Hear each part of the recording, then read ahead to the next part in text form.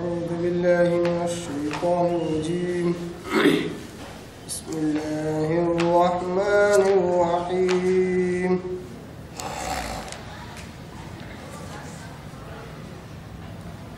قال رب اشرح لي صدري ويسر لي أمري واحلل عقدة من لساني يفقه قولي رب زدني علما नहमदुहु व नसल्ली अला रसूलिहिल करीम अम्मा बाद। तमाम किस्म की हम्द सना तारीफ़ की बिरियाई और बड़ाई उसे अल्लाह वहदहु ला शरीक के लिए लायक और ज़िबा है। वो सारी कायनात का खालिक मालिक मेरा और आपका मुरब्बी है। उससे अल्लाह के लिए सारी तारीफ़ें हैं जो गफ़ूर है, गफ़ार है, करीम है, सत्तार है। बाद इसके आपके मेरे आका दो जहाँ के सरदार लम्बिया पर तोड़ा कौन अनगिनत बेशुमार दो सलाम सल्लल्लाहु अला मुहम्मद वसल्लम। अजीज़ दोस्तों, नौजवान साथियों, दर्स हदीस में जो दर्स बुखारी हमारा चल रहा है उसके अंदर किताबुल अदब उसका 5वां बाब बाबुल इजाबत दुआई मंबर वालिदैहि, इसके तहत एक हदीस है जो काफ़ी तवील काफ़ी लंबी है।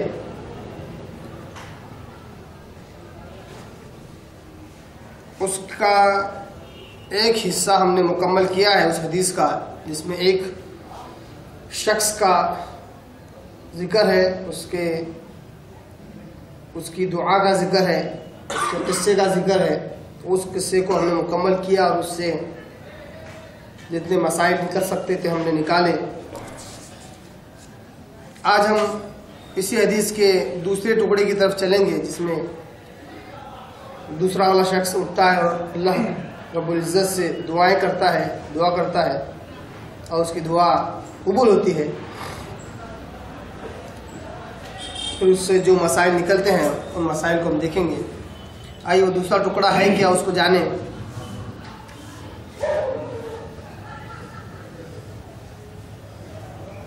वक़ाल तानी,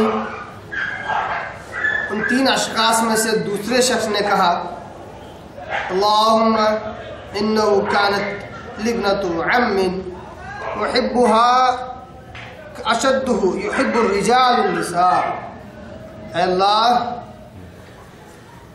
बेशक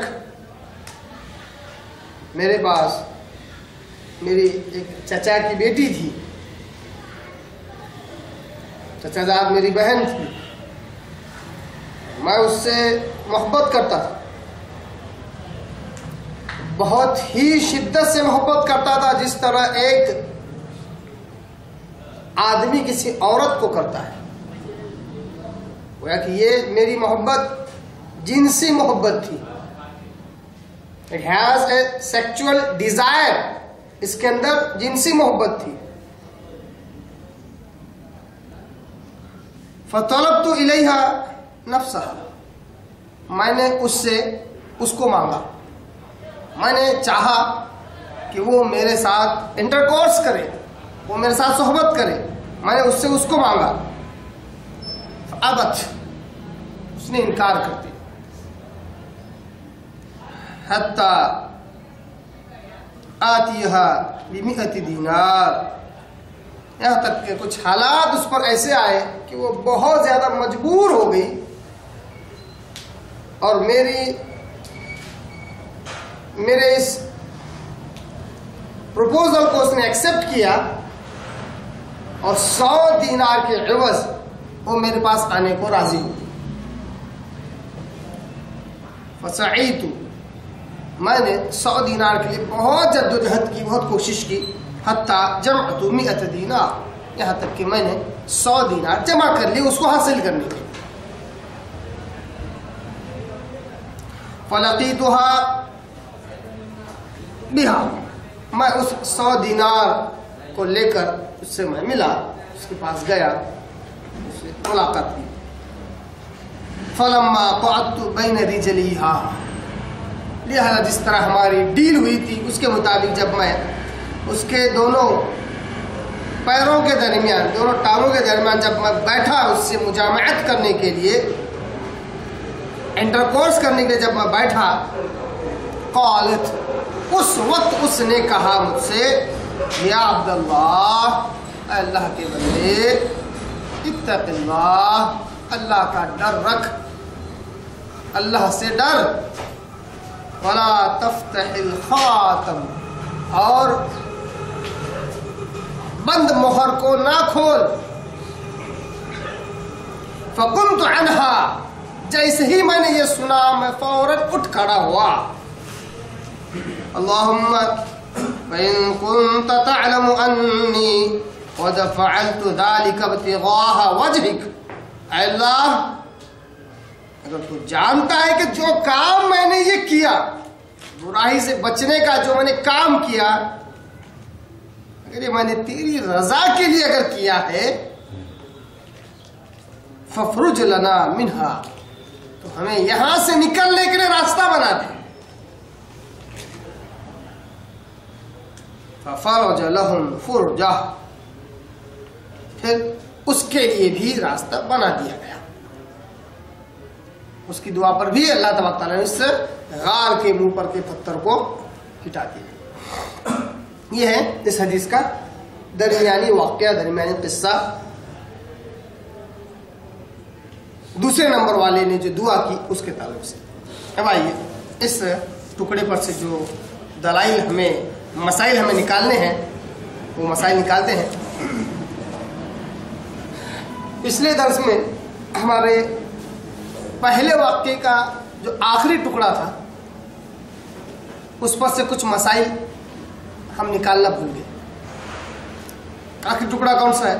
जब उस बंदे ने कहा, अल्लाह, अगर ये अमल मैंने तेरी रजा के लिए किया है तो तू हमें यहां से निकाल ताकि हम आसमान को देख सके। तो उसके बाद है फफरजल्लाहु लहुम फुरजा हत्ता यरून मिनस समा, फिर अल्लाह तबारक व तआला ने उन लोगों के लिए सुराख बना दिया, रास्ता बना दिया, यहां तक कि वो आसमान को देखने लगे। ये जो आखिरी टुकड़ा था उस वाक्य का इस हदीस में, उससे हमने दलाइल नहीं निकाले थे, उससे मसाइल हमने नहीं निकाले थे। इंशाल्लाह वो मसाइल निकाल कर फिर हम दूसरे हिस्से की तरफ बढ़ेंगे, क्योंकि बड़ा अहम टुकड़ा है हदीस का, उससे बड़े अहम नुकात निकलते हैं। क्या है टुकड़ा? फफरजल्लाहु लहुम फुरजा, अल्लाह तबारक तआला ने उस पहले शख्स की दुआ को कबूल करके उनके लिए रास्ता बना दिया, और उस गार के मुंह पर जो पत्थर था उसको अपनी कुदरत कामिला से अल्लाह तबारक तआला ने हिटा दिया, यहां तक कि वो आसमान को देखने लगे। वो या कि गार का मुंह इस तरह पैक हो चुका था कि बाहर की चीज नजर नहीं आती थी। तो ये जो टुकड़ा है फफरजल्लाहु लहुम फुरजा हत्ता यरून मिनस समा, इसके ऊपर से सबसे पहला जो मसला निकला, पहला अकीदा जो निकला, वो ये कि अल्लाह हर चीज पर कादिर है। कैसे?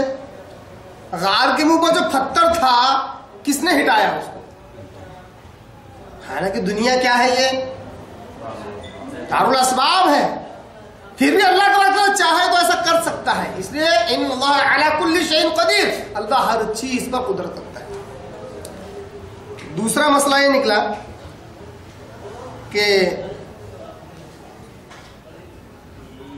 अल्लाह अगर काम करना चाहे, किसी काम करना चाहे, तो किसी जरिए की जरूरत नहीं है। अल्लाह तो अपनी कुदरत का मालिक है ही।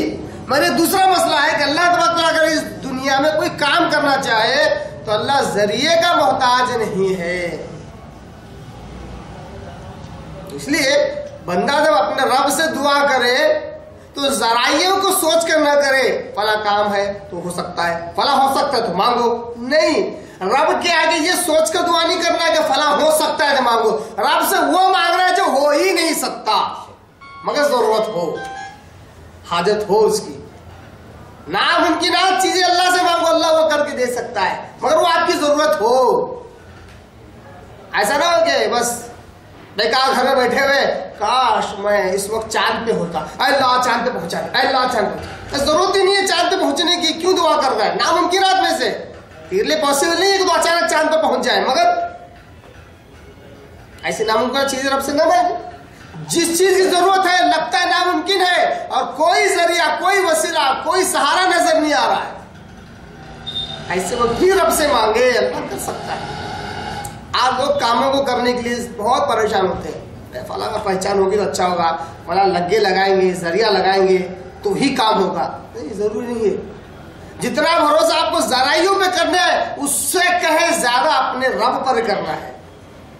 जराइये भरोसा दिलाकर भरोसा तोड़ सकते हैं, मगर रब ये कहता है कि मुझ पर भरोसा करो, मुझ पर भरोसा करो, और कहता है कि ईमान वाले ही, भरोसा करने वाले ही उस पर भरोसा करते हैं।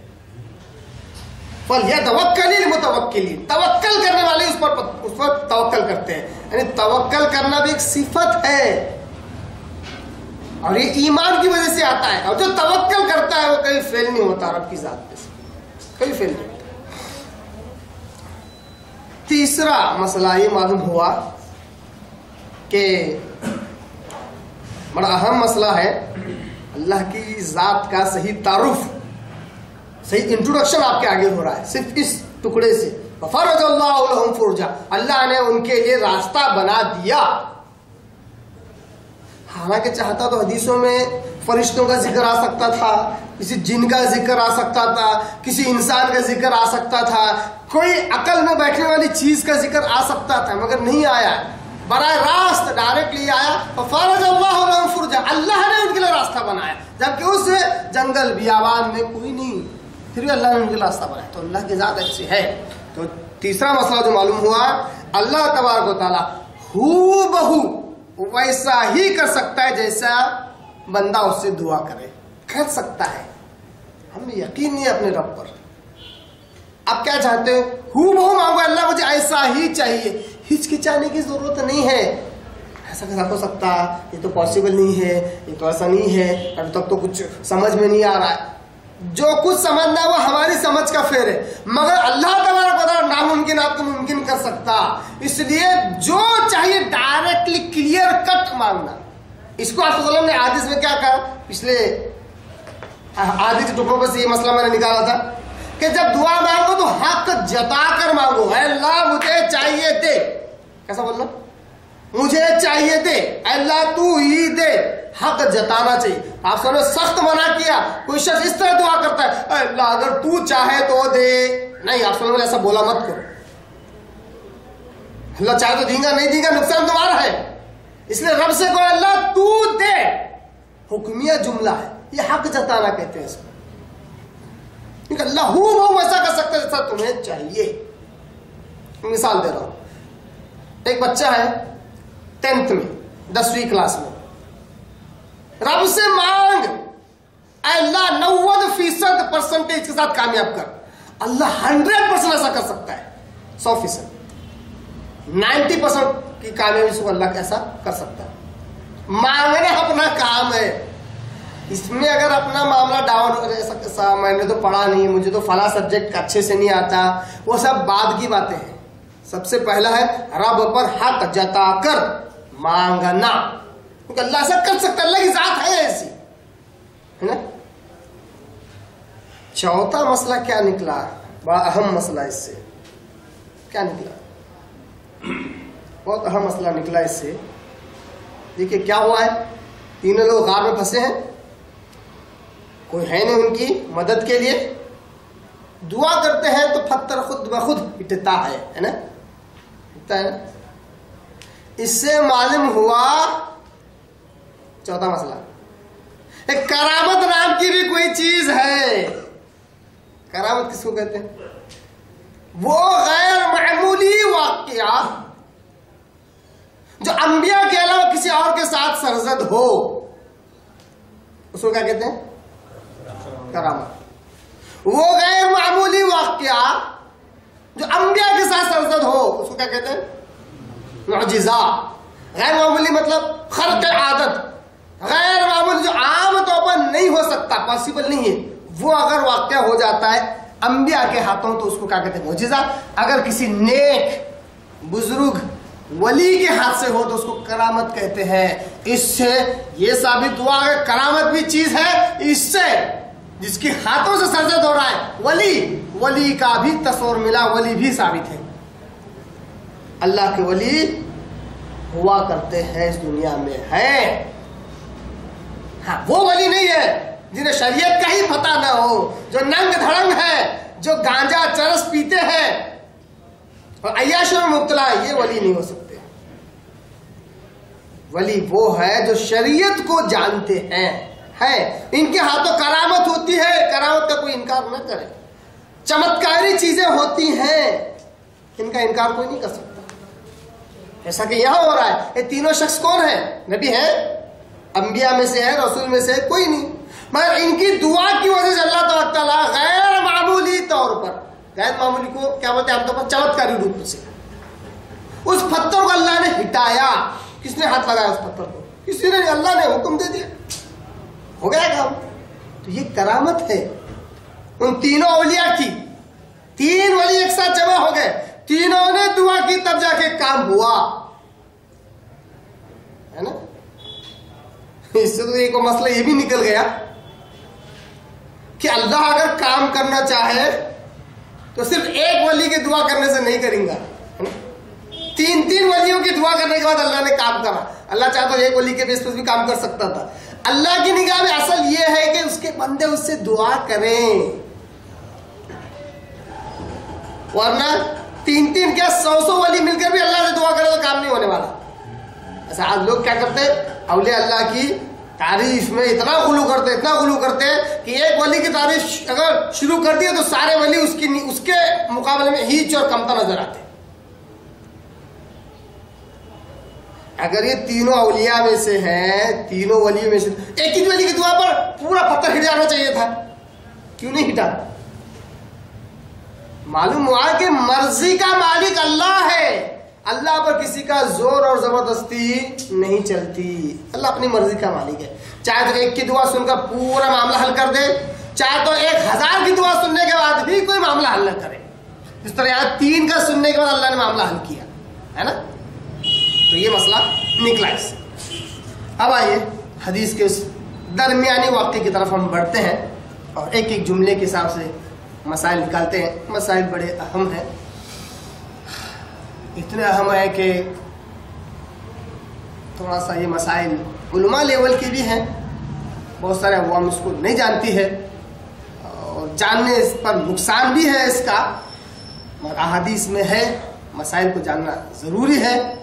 हमने मसाइल का ही सिस्टम शुरू किया है तो ला महला मुझे ये मसाइल रखना है। हालांकि मसाइल मुतालिया करते करते आना चाहिए, मुतालिया करते करते इन मसाइल का इल्म आना चाहिए, मगर करते नहीं है। जिस कुरान हदीस का दावा करके दहलीज के अंदर एक पैर रखा और आगे नहीं बढ़ते हैं, दूसरा पैर बाहर ही होता है। क्यों? दिल बाहर भी अटका हुआ रहता है। एक पैर खाली कुरान हदीस के दायरे में डाल दिए, दूसरा पैर अंदर लेके नहीं जाते, क्यों? गए तो पूरा जाना पड़ता। इसलिए एक पैर बाहर, दुनिया की तरफ, दोस्तों की तरफ, सारे माल मता की तरफ, सारे कारोबार बिजनेस की तरफ, आधा दिल ही अटका हुआ रहता है। या यूं बोल सकते हैं आप, पूरा दिन ही अटका हुआ रहता है, खाली इधर आके झांकते रहते हैं, खाली सब बराबर चल रहा कि नहीं चल रहा। ये इसकी वजह से है ना, मसाइल नहीं आते। बहरहाल मसाइल बयान करना है तो बयान कर रहा हूँ। अल्लाह हम सबको तौफीक दे के सही मसाइल सुनकर सही मसाइल पर अमल करें और अपने आप के तरफ ये जुस्तजू पैदा करें कि अल्लाह के दीन का इल्म हासिल करें। कि बगैर मेहनत के, बगैर मुशक्कत के ये नहीं आने वाला। यकीन जानिए, जिन मसाइल को मैं आपके आगे पेश कर रहा हूं, अल्लाह नहीं चाहता है कि आपके मसाइल समझ में आए। आज आप यहां बैठने के बाद भी आपके मसाइल समझ में नहीं आने वाले, अल्लाह नहीं चाहता। जो अल्लाह इतनी आसान जगह पर जहां निवाला बनाकर मुंह में डाला जा रहा है वहां समझ में नहीं आते, तो आपको पढ़ने के बाद भी समझ में नहीं आने वाले, क्योंकि मेहनत नहीं है, जुस्तजू नहीं है, नीयत खालिस नहीं है दीन का इल्म हासिल करने की, तो कहीं से भी इल्म नहीं आने वाला। इसलिए अपनी नीयतों को पहले अच्छे से कर लें कि अल्लाह इंशाअल्लाह मैं अल्लाह तेरे दीन के लिए मेहनत करूंगा, कोशिश करूंगा, तेरे दीन का इल्म हासिल करूंगा, इससे मसाइल जानूंगा अपने लिए। नियत करेंगे तो अल्लाह ताला रास्ते भी आसान करता है। आइए हदीस के जो दूसरा टुकड़ा है, दूसरा जो वाक़या है, उसकी इब्तिदा होती है वक़ालत ताली अल्लाहुम्मा इन्नहु कानत लिबनतु अम्मिन उहिब्बुहा अशद्दु युहिब्बु रिजालुन निसा। ये जो टुकड़ा है कि अल्लाह, बेशक मेरी एक चचाजाद बहन थी, मैं उससे मोहब्बत करता था, बहुत ज्यादा मोहब्बत करता, जिस तरह एक आदमी औरत से करता है, यानी जिनसी एतबार से जिस किस्म की मोहब्बत होती है, जिसमें सेक्सुअल डिजायर होता है, वैसे ही मोहब्बत मैं उससे करता था। इसमें पांचवा मसला, इन 4 मसाइल इससे पहले देख लिया हमने। पांचवा मसला इससे ये निकला कि देखिए यार, वो जो बंदा है, अल्लाह है, क्या बोल रहा है, अल्फाज क्या है, अल्लाह मेरी चचाजाद बहन थी, मैं उससे मोहब्बत करता था, वैसे ही जैसा एक आदमी जिनसी ख्वाहिशात के साथ एक औरत से मोहब्बत करता है। अंदाज देख रहे हैं आप, कितना खुलापन है इसमें, है ना। पहला मसला निकला, अल्लाह के आगे अपने गुनाह खोल कर रखना चाहिए, ये जगह शर्मने की नहीं है। जब गुनाह कर रहे थे तब शर्म नहीं आती, अल्लाह का क्या बोलना हो तो शर्म आ रही है, कैसा बोलेंगे। जो सब कुछ जानता है उसके आगे शर्म नहीं, बिल्कुल खोल कर बोलना चाहिए, अल्लाह फला दिन फला रात फला जगह पर फला के साथ ये मैंने गुनाह किया। गुनाह करो नहीं बोल रहा हूं मैं, हदीस समझा रहा हूं सिर्फ। मैं अल्लाह के आगे एक एक चीज खोलकर बयान करना चाहिए, अल्लाह फला दिन फला जगह और फला के साथ मैंने फला गुनाह किया, अल्लाह मुझे माफ कर, मुझे बख्श दे। इसी इस्तिग़फ़ार से तौबा की तौफीक मिलती है। इसी इस्तिग़फ़ार से, इस्तिग़फ़ार क्या है, अस्तग़फ़िर, ये इस्तिग़फ़ार नहीं है, मग़फ़िरत मांगी जा रही है। अल्लाह फला दिन फला वक्त फला के साथ मैंने फला गुनाह किया, मुझे बख्श दे। ये जो मग़फ़िरत मांगी जा रही है ना, ये इस्तिग़फ़ार है। इस मग़फ़िरत के वक्त अल्लाह तबारक तआला तुम्हारी नीयत, तुम्हारा अंदाज, तुम्हारी क्या कहते हैं मग़फ़िरत मांगने का तरीका, ये सब देख कर अल्लाह ताला तुम्हारे दिलों में ख्यालात पैदा करता, अब दोबारा ये काम नहीं करूंगा, ये जो दोबारा जो काम नहीं करूंगा, ये जो नीयत है ये तौबा वाली है। कौन सी वाली है, अब दोबारा जाऊंगा नहीं, ये तौबा वाली है। इस्तिग़फ़ार का तरीका सही हो, नीयत खालिस हो, तो अल्लाह तबारक तआला तौबा की भी तौफीक देता है। दोनों में फर्क है। तो पांचवा मसला क्या निकला इस टुकड़े के तहत? पहला मसला क्या निकला कि अपने गुनाहों को अल्लाह के आगे खोल कर रखना चाहिए, ये जगह अल्लाह के आगे दुआ करने की है, बोलने की, ये जगह शर्मने की नहीं है। छठा मसला क्या निकला? हदीस का टुकड़ा पढ़ रहा हूं। हदीस का टुकड़ा है, इन्नहु कानत ली बिनतु अम्मिन उहिब्बुहा, मैं उससे मोहब्बत करता था, है ना, मैं उससे, मालूम हुआ वो प्यार लफ्ज इस्तेमाल कर रहा हूं जो आमतौर पर इस्तेमाल होता है, फारसी लफ्ज है, वो प्यार जिसमें पाकीज़गी हो उसको मोहब्बत कहते हैं। बहुत कंफ्यूजन वाले फंडे हैं ये, मगर कंफ्यूजन मत हो, सिंपल चीजें हैं। वो प्यार जिसमें पाकीज़गी हो उसको मोहब्बत कहते हैं। कैसे मालूम हुआ? उस शख्स ने मोहब्बत का लफ्ज इस्तेमाल किया, पाकीज़गी बाकी थी। क्यों? उससे पूछ रहा है, अपने आप को दे दे मेरे हवाले, शराइत तय हो रही है, डीलिंग हो रही है ना, है ना। सातवां मसला पूरा सुन लीजिए, फिर इंशाअल्लाह पूरा समझना है। सातवां मसला, वो प्यार जिसमें जिन्स परस्ती हो उसको इश्क कहते हैं। वो प्यार जिसमें जिन्स परस्ती हो, यानी सिर्फ उस औरत को हासिल करने के लिए इंसान हलाल हराम की तमीज ना करे, वो इश्क में चला जाता है। और इश्क लफ्ज हमेशा दो गैर महरम के दरमियान के रिश्ते को बतलाने के लिए ही होता है। समझ आ रहा? यहाँ पे ये दोनों गैर महरम है, मगर फिर भी हदीस में क्या लफ्ज इस्तेमाल हुआ? मोहब्बत का, है ना?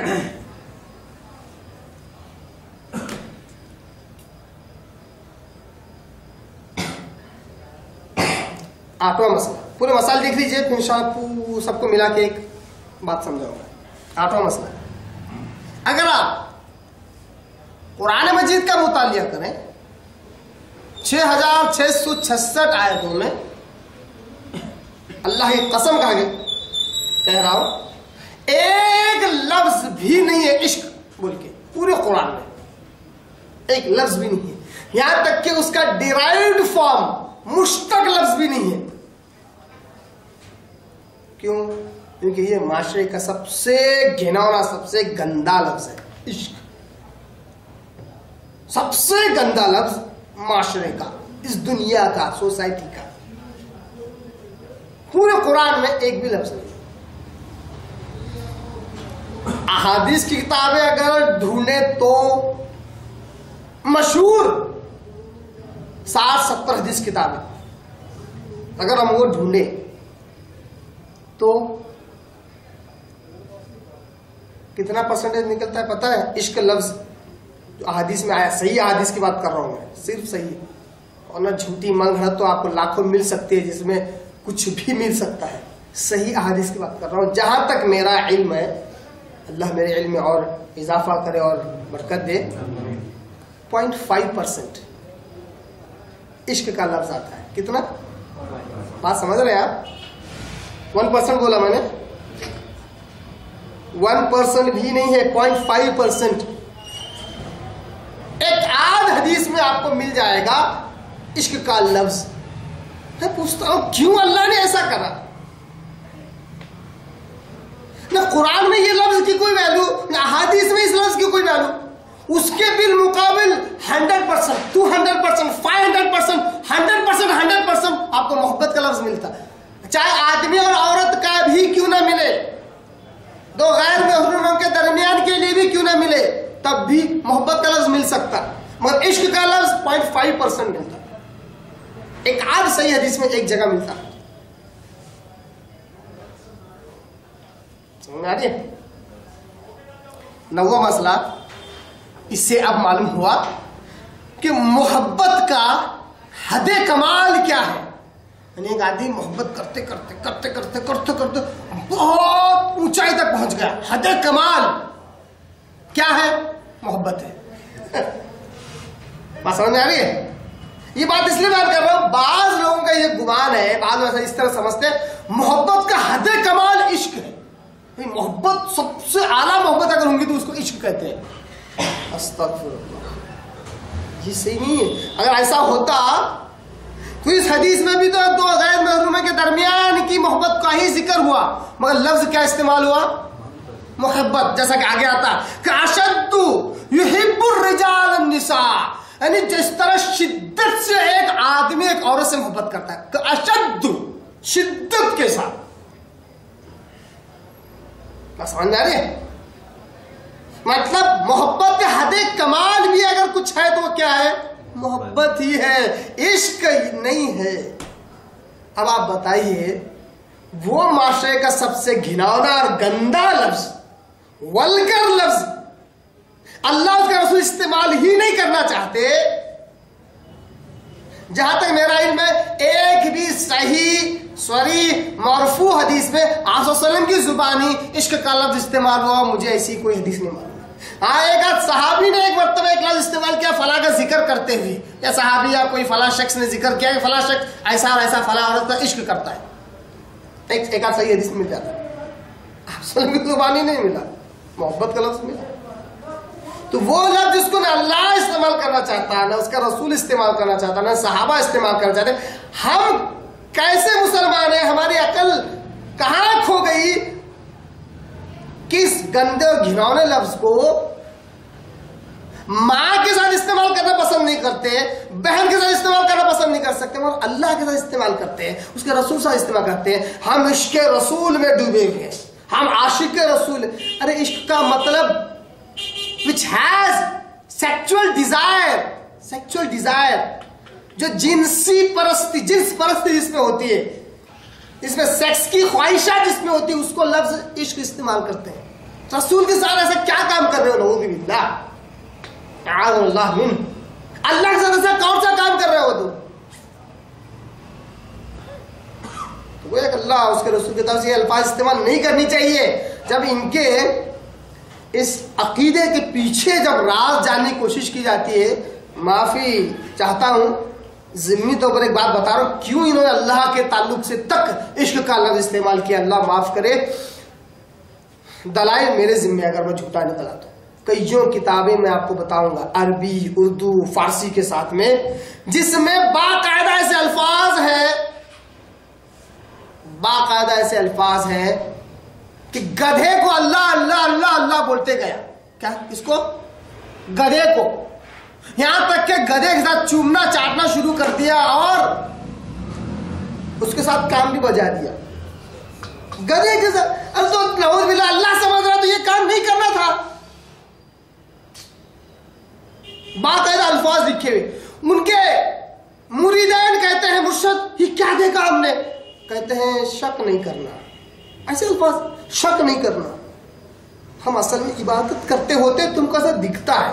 किसके साथ इबादत कर रहे हैं? नऊज़ुबिल्लाह, अल्लाह के साथ। अस्तगफिर, कौन सी इबादत है? ऐसे कुछ मशहूर आमतौर पर लोगों ने सुना होगा, एक हजरत आए, बहुत पहुंचे बुजुर्ग, खटका दिया, दस्तक दी, जिनको आवाज दी वो भी बहुत पहुंचे बुजुर्ग, उनसे मिलने आए।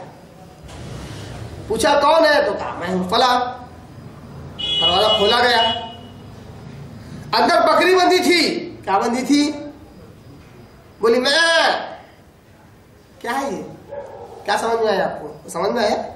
मैं को समझ में आया? उनको समझ में आ गया। जवाब दिया, कहा लब्बैक या सअदैक, ऐ अल्लाह मैं हाजिर हूं। बताओ, बकरी ने क्या बोला? मैं। तो इनको क्या लगा?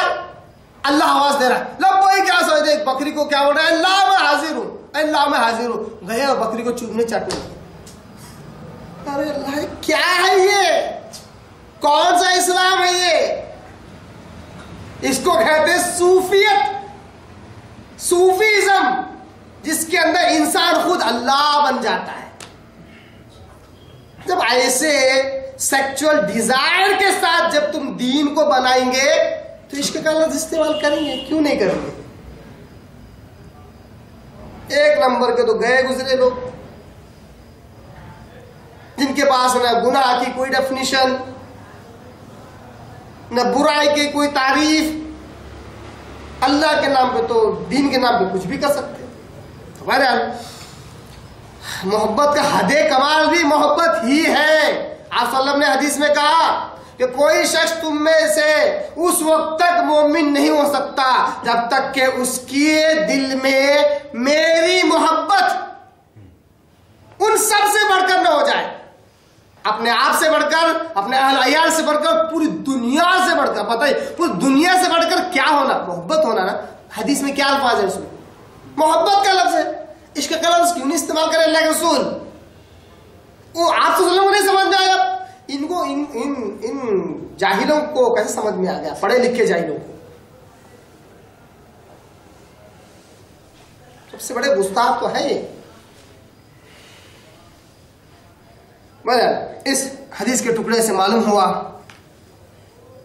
4 मसले मालूम हुए, 5, 6, 7, 8, 5, 6, 7, 8, 9, 5 मसले मालूम हुए।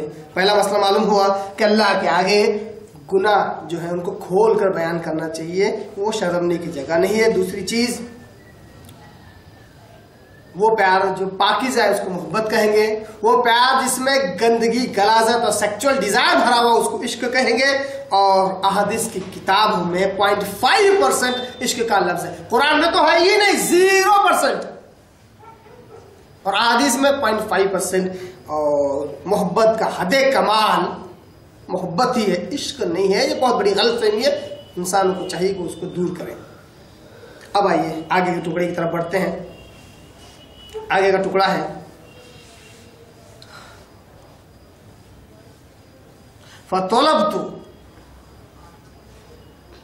फतलबतु इलैया नफ्सहा, मैंने उससे उसको मांगा, उसको हासिल करने का मैंने प्रपोजल रखा। इससे मसला निकला, मसला नंबर 10 निकला, गुनाह मोमिन से हो सकता है, गुनाह मोमिन से हो सकता है, और गुनाह के वक्त इसका ईमान उसके सर के ऊपर चला जाता है। जब भी मोमिन गुनाह में मुलव्विस होता है, उसका ईमान उसके सर के ऊपर से निकल जाता है। उस वक्त वो मोमिन नहीं रहता जब वो गुनाह करता है। जब वो गुनाह से फारिग हो जाता है तो वापिस उसका ईमान उसके अंदर आ जाता है। और नारी 11वां मसला, गुनाह की जो इब्तिदा है वो वसवसों से शुरू होती है, और अगर मोमिन इस वसवसे को कबूल करता है और इसके मुताबिक बोलता है या अमल करता है तो उसको गुनाह मिलता है। गुनाहों की इब्तिदा कहाँ से होती है? वसवसों से होती है, बुरे ख्यालात से होती है। और बुरे ख्यालात को अगर कबूल कर लेता है, उसको बोलता है, बोलना भी एक अमल है, या फिर अमल में लाता है तो उसको गुनाह मिलता है। सिर्फ वसवसों से गुनाह नहीं मिलता। इसलिए 12वां मसला क्या है? आप सल्लल्लाहु अलैहि वसल्लम हदीस में बयान किया है, अल्लाह ने इस उम्मत के दिलों में आने वाले वसवसों को अल्लाह ने माफ कर दिया। बहुत अहम मसला है, अल्लाह जिसको तौफीक दे उसको ये मसला समझ में आएगा। प्रैक्टिकली करना भी चाहे तो भी, चाह कर भी करना चाहे तो प्रैक्टिकली अमल नहीं कर सकते इस पे आप, जहां तक मेरा इल्म है। जिसको अल्लाह तौफीक देता है वही होता है, वही कर सकता है। क्या है मसला? 12वां मसला, अल्लाह ने इस उम्मत के दिलों में आने वाले वसवसों को अल्लाह ने माफ कर दिया है जब तक कि वो इसे न कर गुजरे। वसवसे आते रहते, बुरे से बुरे, गंदे से गंदे वसवसे आ सकते हैं। अल्लाह ने इन वसवसों को पहले ही माफ कर दिया है।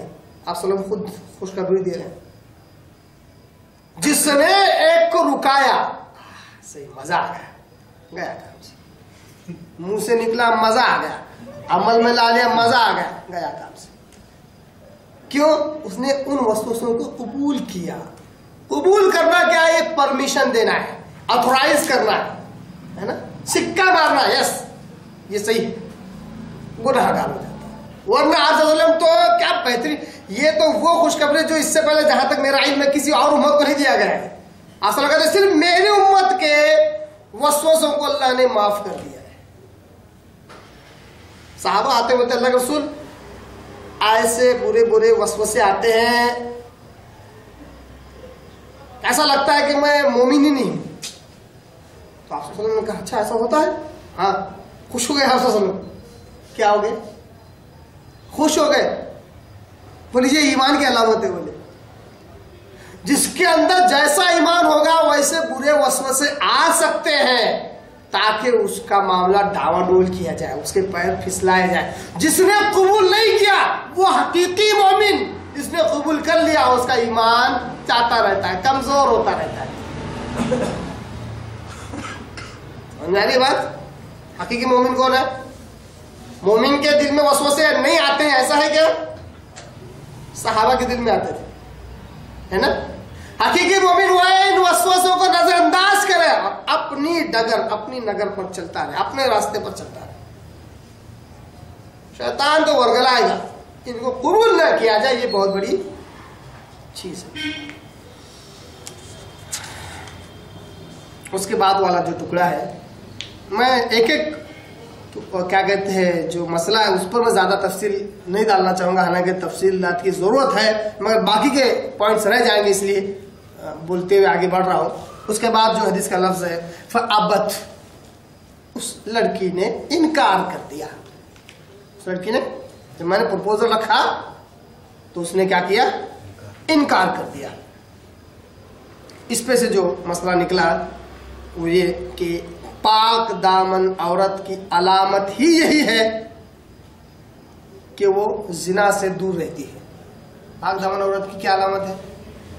वो हमेशा जिना से दूर रहती है, जिना करने से भी और जिना के जो लवाजिमात होते हैं उसके करीब जो चीजें ले जाती है उससे भी दूर। ये पाक दामन औरत की अलामत है। और कीजिए आप, बड़ा अहम नुक्ता है। तो अबत उसने इनकार किया झट से, क्यों? हाँ, मुस्कुराना, हंसी तो फंसी, ये चक्कर में गई नहीं वो लड़की। सीधा उसने बोल दिया, अबत, इनकार कर दिया उसने। क्यों? ये रास्ते, हंसना, मुस्कुराना, थोड़ी देर छोड़ देना, देखते हैं फिर से प्रपोजल देता है क्या, ये सब जिना की तरफ ले जाने वाले रास्ते हैं। जो पाक दामन औरत लड़की होती है तो फौरन जिना को भी और जिना के दूसरे लवाजिमात और उसके जो दूसरे जरिया है उससे दूर रहती है।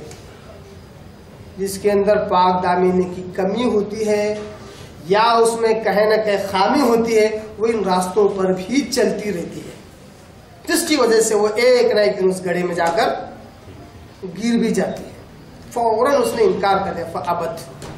एक ही मसला मैंने इससे निकाला। उसके बाद जो लफ्ज है हत्ता आतियहा बिमिअत दीनार, एक मर्तबा ऐसा हुआ कि वो मजबूर होकर उसने मेरी बात मान ली 100 दीनार के एवज, 100 दीनार के बदले। बड़ा अहम टुकड़ा है ये। हाँ, अरे इतनी पाक दामन औरत मान ली ना, ऐसे सवालात आएंगे ना जहन में, नहीं आएंगे? इतनी पाक दामन औरत मान ली उसने बुराई के लिए।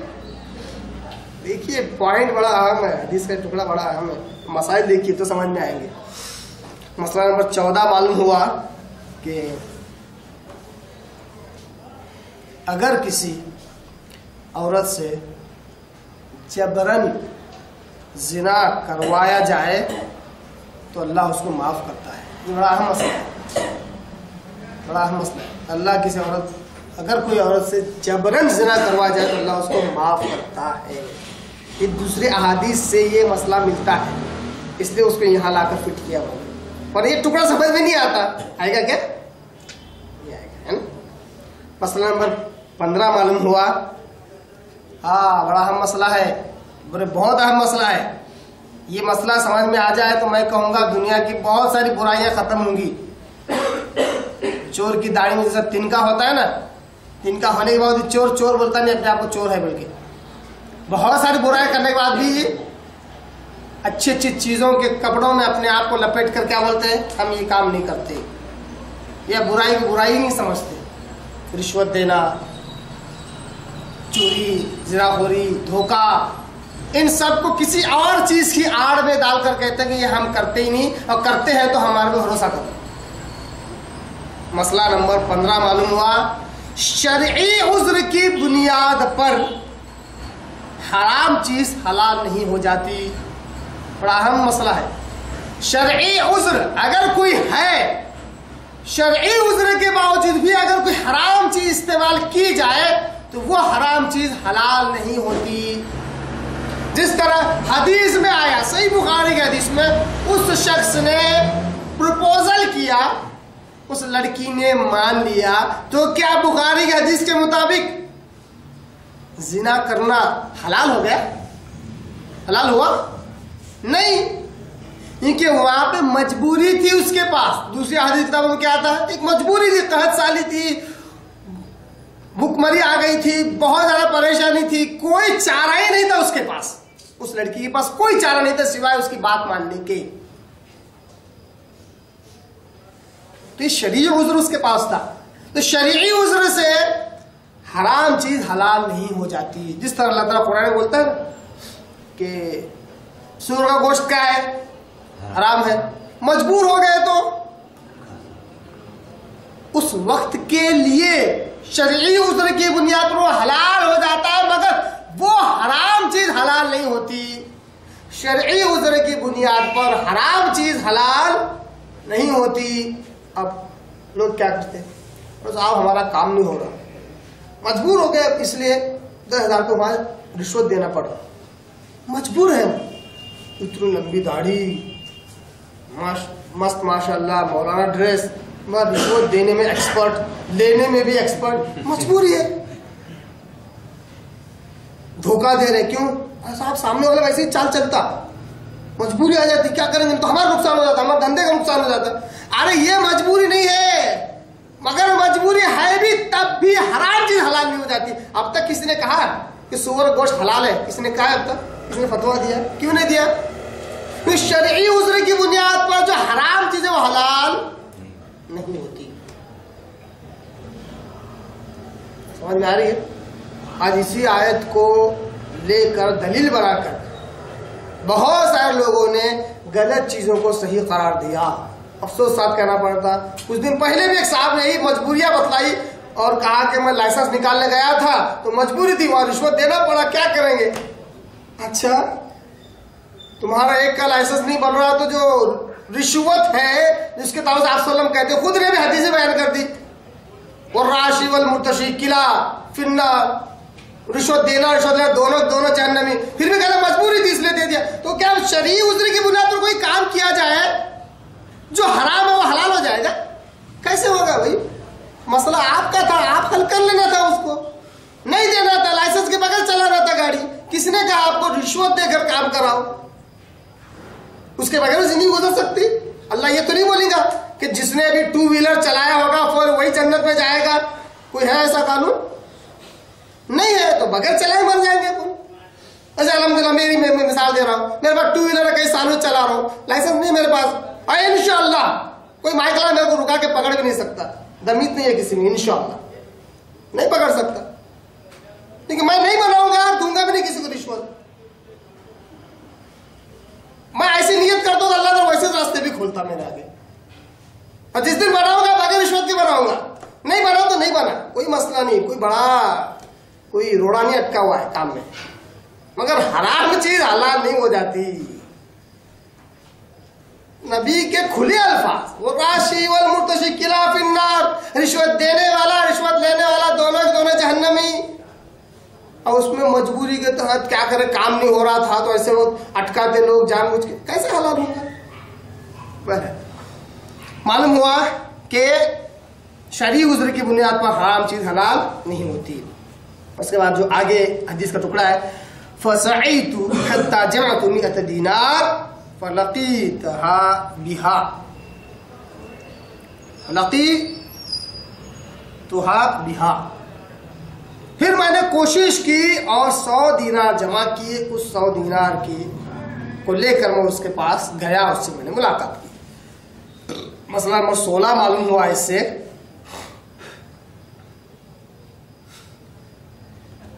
गौर से सुने, खासतौर पर वो लोग जो कुरान हदीस का दावा तो करते हैं मगर अंदर आना नहीं चाहते, अंदर नहीं आना चाहते, बार बार से ही खेल लेना चाहते हैं दीन के साथ, दीनदार लोगों के साथ। ये बहुत गलत बात है। बिजनेस धंधा सब करेंगे मगर कुरान हदीस के मुताबिक नहीं करेंगे। मसला नंबर 16 मालूम हुआ, इंसान अच्छी राह पर कोशिश करे तो उसको सवाब मिलता है, बुरी राह में कोशिश करे तो गुनाह मिलता है। समझे? नहीं समझे? अच्छी राह में कोशिश करे तो क्या होगा उसको, बुरी राह में कोशिश करे तो क्या होगा उसको, गुनाह मिलेगा। ये जो शख्स है किस राह में कोशिश कर रहा था, फसईतु, मैंने कोशिश की, और जमअतु 100 दीनार, 100 दीनार मैंने जमा कर लिए। किस राह में कोशिश की उसने, बुरे काम में कोशिश की, सवाब मिलेगा उसको, गुनाह ही मिलेगा ना।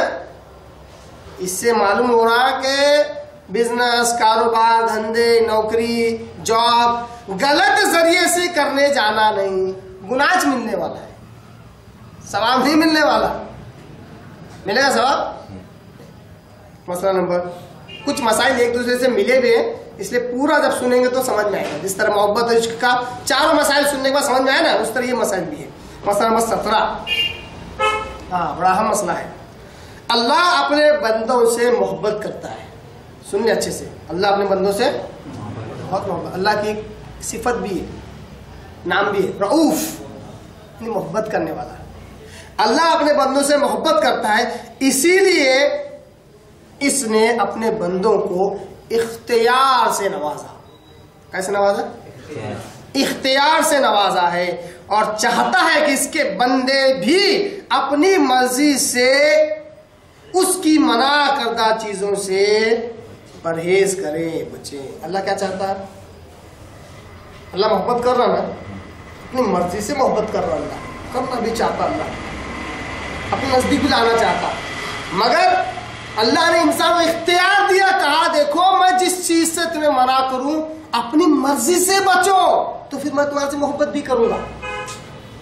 तो अल्लाह ने जिस चीज से मना किया, जिस हराम चीज से अल्लाह ने मना किया, उसको अपनी मर्जी से बचना है। कोई प्रेशर में लाकर कोई बचाने वाला नहीं है, कोई प्रेशर में लाकर, माहौल में लाकर कोई गुनाह से बचाने वाला नहीं है, अपनी मर्जी से बचना है। क्योंकि अल्लाह मोहब्बत कर रहा है। अल्लाह की मोहब्बत तभी मिलेगी जब इंसान अपने इख्तियार का सही इस्तेमाल करे, है ना। मसला नंबर 18, दुनियावी कोशिशों से अगर दुनिया की कोई चीज मिल जाए तो इससे ये ना समझे कि अल्लाह राजी है। समझ आ रही? उस शख्स ने 100 दीनार जमा किए, उस लड़की को हासिल भी कर लिया, क्या इसका मतलब अल्लाह राजी था इसलिए वो लड़की मिल गई उसको? नहीं। दुनियावी कोशिशों से कोशिश करने के बाद अगर कोई चीज मिल जाए तो ऐसा जरूर नहीं कि अल्लाह उससे राजी है। अल्लाह गुनाहों से, बुराई के कामों से अल्लाह राजी नहीं होता, अल्लाह राजी नहीं होता, इसलिए तो गुनाह देता है। सवाब देने के बाद क्या देता अल्लाह? गुनाह देता है। मसला नंबर 19 मालूम हुआ कि दुनिया की कामयाबी आखिरत की कामयाबी की जमानत नहीं है। दुनिया में अगर कोई कामयाब हो भी गया, इस बात की गारंटी नहीं कि वो आखिरत में कामयाब होगा। दुनिया की कामयाबी असल कामयाबी नहीं है। दुनिया में तो अच्छे को भी मिल रहा, बुरे को भी मिल रहा, और उनके मिलने से आखिरत की कामयाबी पक्की हो रही है, इस बात की कोई गारंटी नहीं है। दुनिया की कामयाबी से आखिरत की कामयाबी की जमानत नहीं है। उसके बाद जो हदीस के अल्फाज है,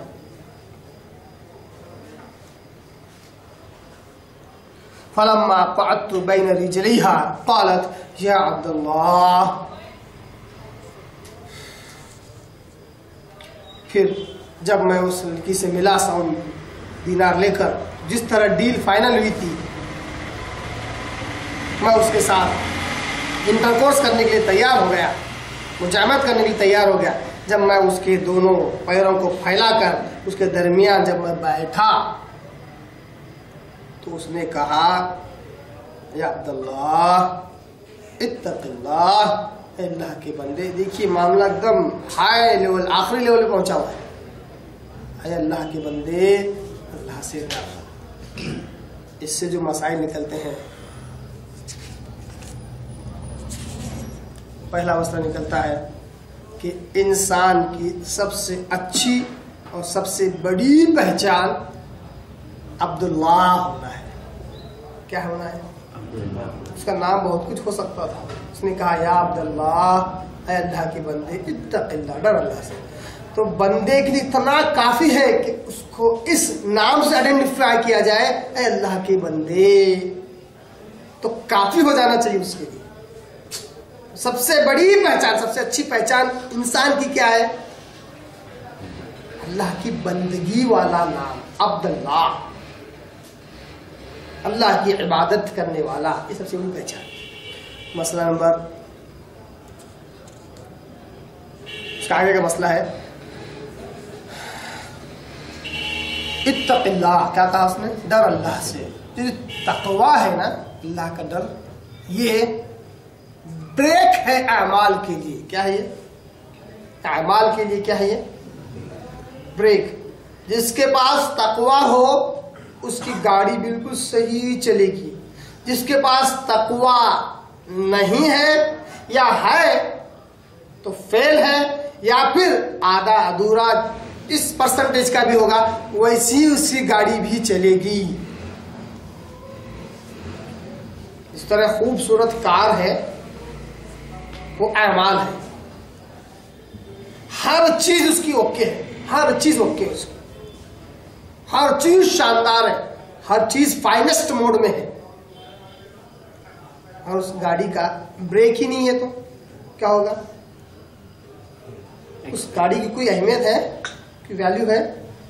ना वो स्पीड से जा सकता है, ना वो स्लो जा सकता है, दोनों तरीके से उसका नुकसान है।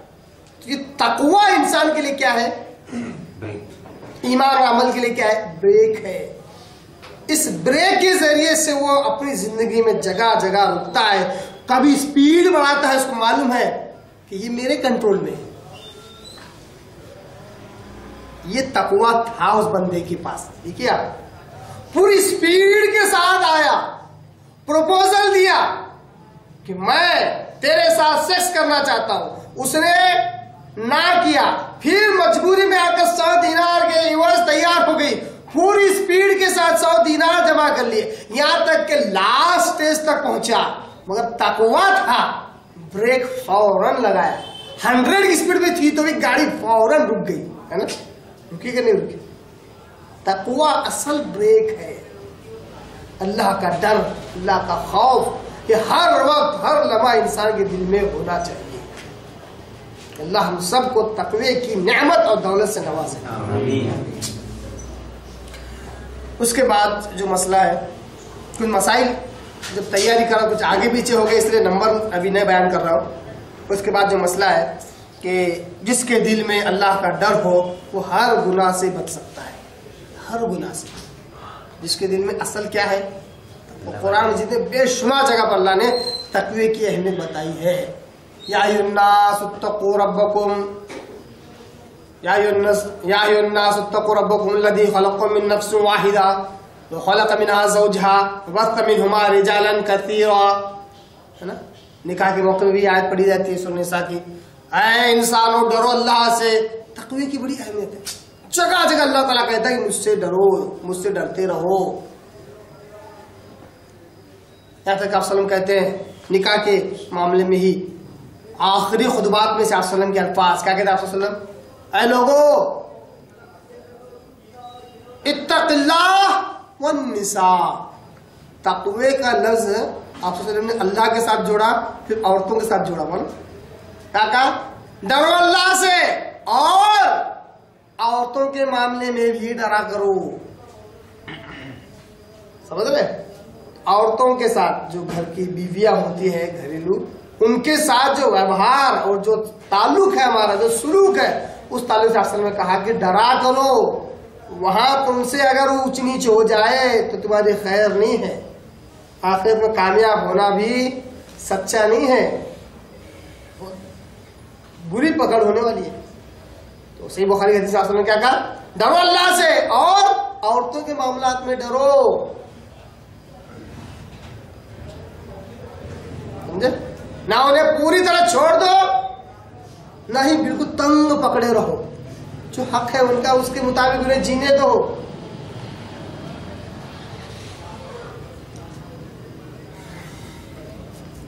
उसके बाद उस औरत ने कहा, उस लड़की ने कहा, वला तफ्तहिल खातम, कि तू बंद मोहर को न खोल, है ना?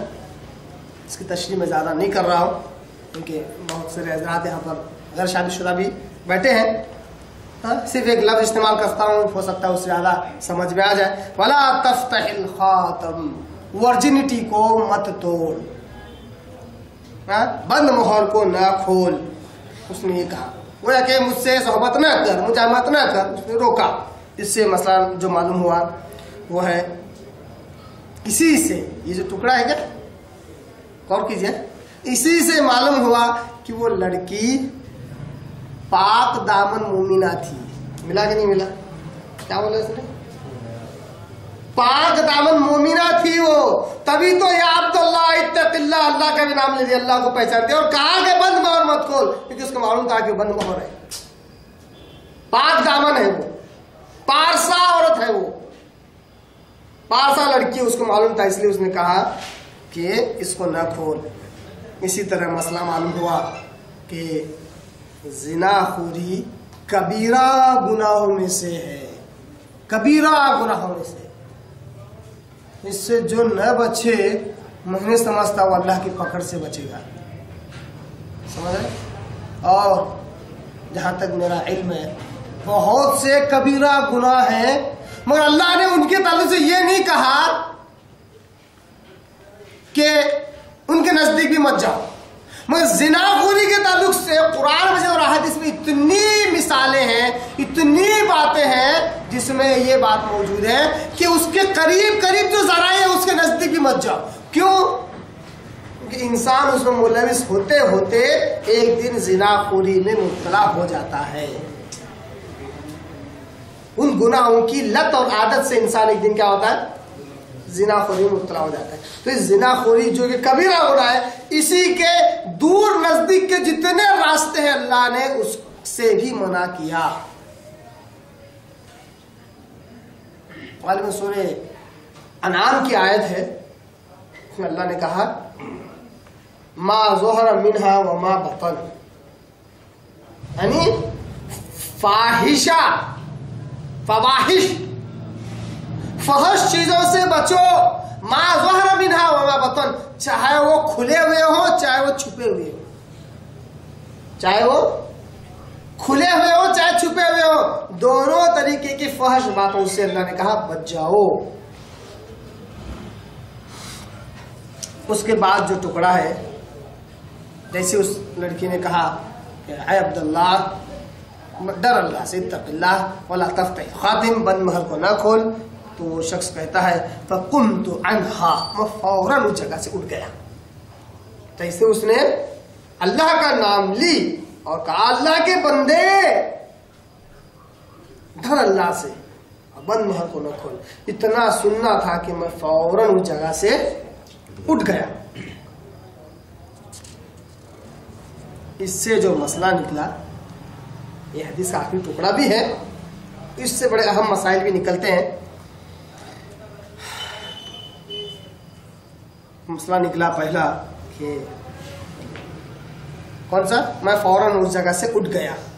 मसला निकला इंसान गुनाह की आखिरी हद तक भी जाकर उस गुनाह से बच सकता है। मिला कहीं मिला? इंसान गुनाह की आखिरी हद तक जाकर भी उस गुनाह से बच सकता है। इसी तरह उसके बाद मसला निकला गुनाहों की दलदल में फंस जाने के बाद भी उस गुनाह से बचा जा सकता है ना? दो मसाइल निकले कि नहीं निकले? क्या निकला? एक मसला कि इंसान गुनाहों की आखिरी हद तक भी जाकर उस गुनाह से बच सकता है, गुनाहों की दलदल में फंस जाने के बाद भी उस गुनाह से बचा जा सकता है। ये खुशखबरी है मेरे उन नौजवान भाइयों के लिए, मेरे उन खास मोमिन मुस्लिम भाइयों के लिए जो गुनाहों में हद दर्जा अंदर जा चुके हैं, दलदल में फंसे हुए हैं, यहाँ तक के कहते भी हैं कि साहब बहुत साल से इस बुराई में मुब्तला हूँ, इस तंबाकू नोशी में मुब्तला हूँ, इस सिगरेट नोशी में, अब ये आदत छूटती नहीं है। ये हदीस ये साबित करती है कि आखिरी हद तक, देखिए ना, ये इसको अंग्रेजी में एक वर्ड यूज करते हैं पैशन, एकदम लास्ट मोमेंट पे जाकर वो उस गुनाह से बच गया। तकवा अगर है तो क्या है? तो अगर आप ये अपने आप के ताल्लुक से दावा करते हैं कि आपके अंदर अल्लाह का तकवा है, 1% भी, 100 साल अगर आप तंबाकू नोशी करें, 100 साल अगर आप सिगरेट नोशी करें, जरूर बच सकते हैं आप। अगर आप 100 साल के बाद आप नहीं बचे तो समझ लीजिए 1% भी आपके अंदर तकवा नहीं, अल्लाह का 1% भी अल्लाह का डर नहीं आपके अंदर। अगर 1% भी होगा, कसम है अल्लाह की, आप जरूर उस गुनाह से, उस हरामखोरी से आप बचेंगे। नाम मुंह पे अगर किसी को बोले हरामखोर तो बहुत गुस्सा आता, हकीकत नहीं है ये। जो हराम खाता है उसको हरामखोर नहीं बोलेंगे, गाली है सिर्फ, ये हकीकत है। तो तकवा अगर हो 1% भी, अगर 1% भी अगर हो, तो गुनाहों की हद दर्जा दलदल में जाने के बावजूद भी बचा जा सकता। 100 साल क्यों ना गुजर जाए, 100 साल के बाद भी न बचे तो यकीन मान लीजिए कि आपके अंदर 1% भी तकवा नहीं था। तो कम से कम लोगों के आगे ढोंग भी नहीं करना चाहिए, ईमान का, तकवे का नहीं करना चाहिए, दावा भी नहीं करना चाहिए जो आपको गुनाह से नहीं बचा सकती है। हरामखोरी से नहीं बचा सकती, आपको उसका नाटक भी नहीं करना चाहिए। आप कोशिश कर रहे हैं, बच रहे हैं, कोशिश कर रहे हैं, बच रहे हैं, वो अल्लाह आपकी नीयत को बहुत बेहतर जानता है। कई सालों के तजुर्बे के बाद भी अगर यही रिजल्ट निकले कि आप बचते नहीं हैं, तो कम से कम मुसलमानों को धोखा न दीजिए, बचना चाहिए। ये हदीस इसी बात पर दलालत करते कि आखिरी मोमेंट में जाकर आप समझ रहे हैं इस कैफियत की सिचुएशन को, आप समझ रहे हैं। पता नहीं किसके साथ ये ऐसे कभी हालात आए होंगे, नहीं आए होंगे, नहीं आए तो शादीशुदा जो लोग हैं वो समझ सकते हैं। आखिरी मोमेंट में जाकर जब सोबत कर रहे हो, उस वक्त बचना कितना नामुमकिन में से, इम्पॉसिबिलिटीज में से, उस वक्त वो बच रहा है। तकवा था उसके पास, तो तकवे से ये पॉसिबल है, मुमकिन है। उसके बाद जो मसला निकला, मसला नंबर क्या कहते हैं, मेरे ख्याल से कुल 28 मसाइल निकले हैं इससे, तो आखिरी का ये मसला है, आखिर मसला नंबर 28 नहीं, मसला नंबर 27 कि ईमान इंसान को हर हालत में गुनाह से बचा सकता है। ईमान था ना उसके पास, या अब्दुल्लाह इत्तक़िल्लाह, अल्लाह के बंदे डर अल्लाह से, ये ईमान था उसका।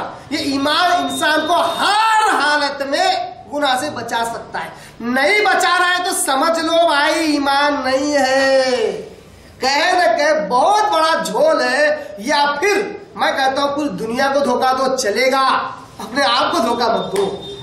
कब तक धोखा देते रहोगे अपने आप, कब तक, क्यों धोखा दे रहे हो अपने आप? जिंदगी गुजर जाएगी, ठीक है गुजर जाएगी, अल्लाह के पास बचने वाले नहीं है।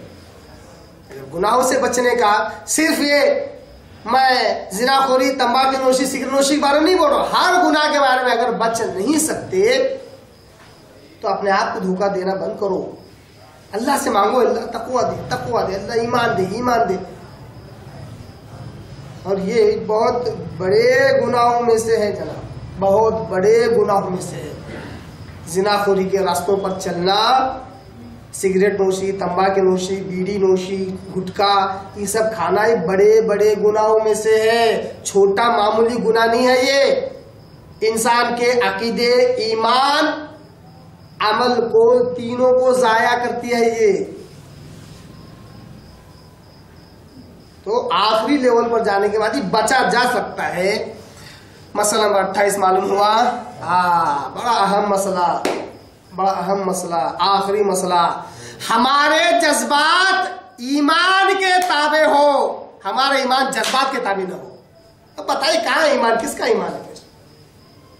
जो लोग तंबाकू नोशी के आदी हो चुके हैं, मैं कह रहा हूं हमारे जज्बात ईमान के ताबे हो।